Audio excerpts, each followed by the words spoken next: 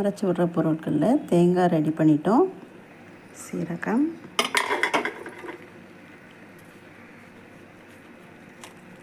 மிளகா ஒன்று, ஒரு வரமிளகா, ஒரு துண்டு இஞ்சி, கருவேப்பிலை இன்னும் கூட ஜாஸ்தியாக போட்டுக்கலாம். அரைச்சதை விட்டுடலாம்.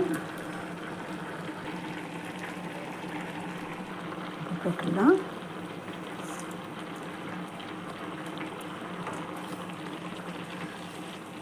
நல்லா கலந்து ஒரு கொதி வந்ததுக்கணும். அதுக்கப்புறம் தாளித்து கட்டிட்டு அவ்வளோதான்.